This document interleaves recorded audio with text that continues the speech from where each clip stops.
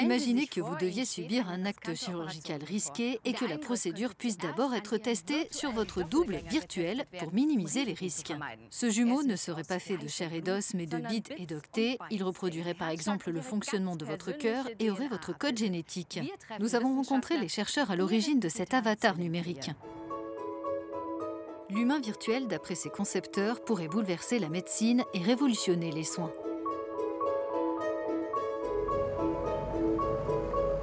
Au cœur du projet, le centre d'excellence Combiomed, financé par l'Union européenne, est dirigé par le professeur Peter Coveney au sein de l'University College London. Il ne fait aucun doute que ce double virtuel sauvera des vies. Cela s'explique par le fait qu'il est capable de prédire un résultat avant sa survenue. Nous construisons l'humain virtuel élément par élément. C'est révolutionnaire parce que cela permet de visualiser un système. On voit le patient dans sa globalité. Le projet combine des données spécifiques sur les organes tirées par exemple de radiographies, de scanners et d'examens IRM et d'autres informations, notamment génomiques, pour créer un avatar personnalisé. Prenons l'exemple de cette femme. On peut voir tous les différents systèmes que l'on est capable d'observer et qui ont été élaborés grâce à des données qui peuvent être intégrées à un ordinateur. Cela va des caractéristiques de son génome jusqu'à l'état de son squelette.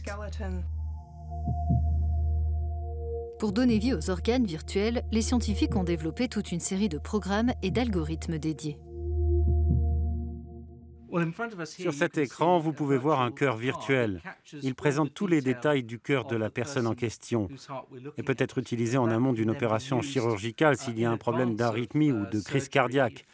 Comme ça, le chirurgien peut préparer la procédure et augmenter son effet positif.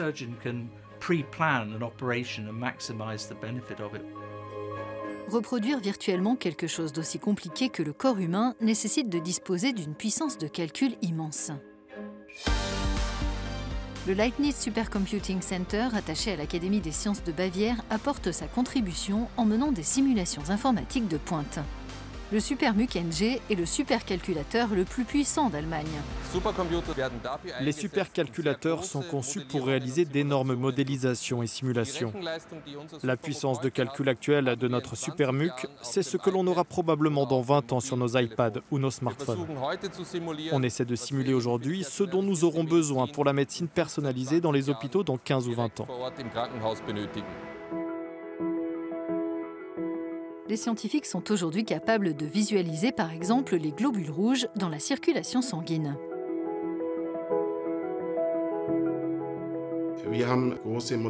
Nous disposons de modèles d'artères très élaborés où l'on peut voir comment les cellules sanguines circulent à l'intérieur, où il y a des rétrécissements. C'est toujours important de faire en sorte que les données que l'on obtient grâce au calcul soient illustrées et que l'on puisse les visualiser. Ce projet d'humain virtuel a pour objectif de lutter contre toutes les maladies humaines, dont la Covid-19. Il vise aussi à aider les patients à mieux prendre soin de leur santé. Pour moi, l'humain virtuel, c'est un principe central pour organiser la médecine au XXIe siècle et au-delà. Ces chercheurs européens s'inscrivent dans une tendance de fond, miser toujours plus sur le virtuel pour mieux soigner dans le monde réel.